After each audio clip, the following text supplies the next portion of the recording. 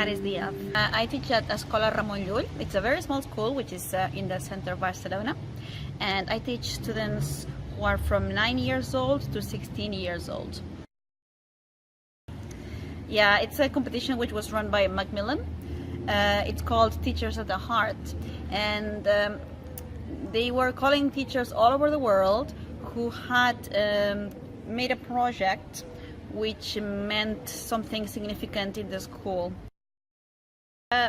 The project was run with my fourth graders. They are 9 and 10 years old, and they have a basic level of English, and they have never studied world geography. They just studied the geography of Catalonia, which is the region where Barcelona is. So what I did is, in my English lessons, I started teaching them a bit about geography, just the basics, you know, the hemispheres, the continents, the oceans and the seas. And then I told them that we were going to be Skyping, that we would Skype with a school, a mystery school, and our goal would be to find out where the other school was, and the other school would have to do the same. Our main goal was to find out where the other school was in a very quick way. So we started with questions, very general questions. For example, are you in the northern hemisphere, or are you in America? Are you in Europe? Are you by the sea? Do you border France, for example? And then we'll move on to more specific questions, like, are you bigger than Greece? Or do you have a king? Have you taken part in the Olympic Games? Yeah, is your flag red and yellow?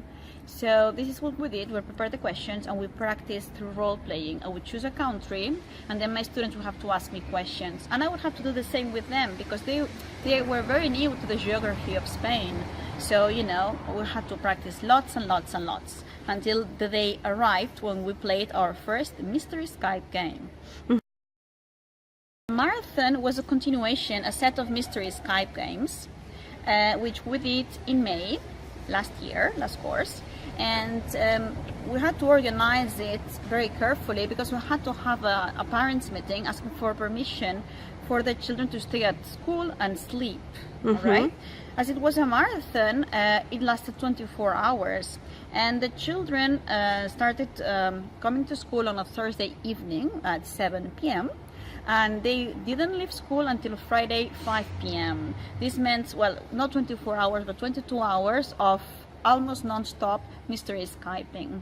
Of course, there were times for relaxing, you know, for stretching their legs, for having dinner, for having breakfast, and even for sleeping a little bit.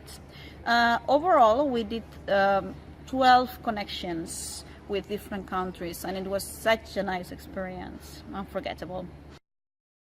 It was a very special experience, because they learned many things at the same time and without even realizing.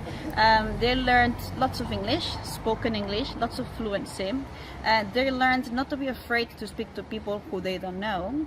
They also learned how to use Skype, which is a very basic skill that they will need in the future, because many job interviews are done through Skype. And they also learned how to work with Twitter, because we created a Twitter account and they were tweeting about what they were doing. And it was also a very positive experience, because they learned to work together as a group to achieve a main goal, which was to guess where the other school was. It was very nice.